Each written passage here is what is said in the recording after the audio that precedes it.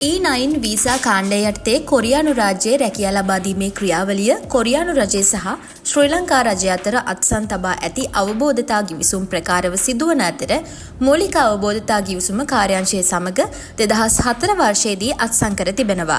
ඒ අනුව කොරියානු රැකියා වැඩසටහන ශ්‍රී ලංකා විදේශ සේවා නියුක්ති කාර්යාංශය මගින් ක්‍රියාත්මක කරනු ලබනවා.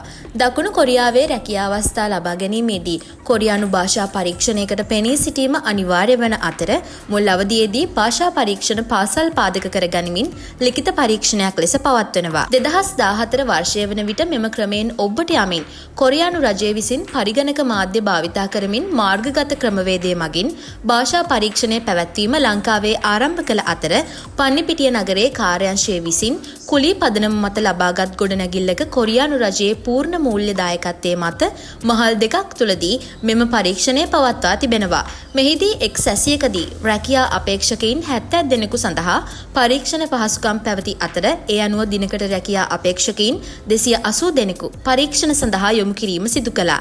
2023-2024 වර්ෂවලදී මෙම ක්‍රමවේදය මගින් පරීක්ෂණ කටයුතු සිදු කිරීමේදී පරීක්ෂණ කටයුතු අවසන් කිරීම සඳහා වර්ෂ 1.5ක් පමණ කාලයක් ගතවනවා. කොරියානු භාෂා පරීක්ෂණ කටයුතු ටැබ් භාවිතා කරමින් නව ක්‍රමවේදයක් ඔස්සේ ක්‍රියාත්මක කිරීමට කොරියානු රජයේ මානව සම්පත් සංවර්ධන ආයතනය තීරණය කිරීමත් සමග එම ආයතනයේ ඉල්ලීම මත 2025 වර්ෂයේ සිට පරීක්ෂණ කටයුතු සිදු කිරීම සඳහා වැඩි පහසුකම් ඇති වරකට රැකියා අපේක්ෂකයින් වැඩි ප්‍රමාණයක් සඳහා භාෂා පරීක්ෂණ මෙම ස්ථානයේදී පැවැත්විය හැකියි. UBT යන්නේ අදහස් කරන්නේ ටැබ්ලට් වැනි ස්මාර්ට් උපකරණ භාවිතා කරන ඉලෙක්ට්‍රොනික විභාගයක් වන අතර එය විවිධ ස්ථානවල පරිපාලනය කිරීමට ඉඩ සලසනවා.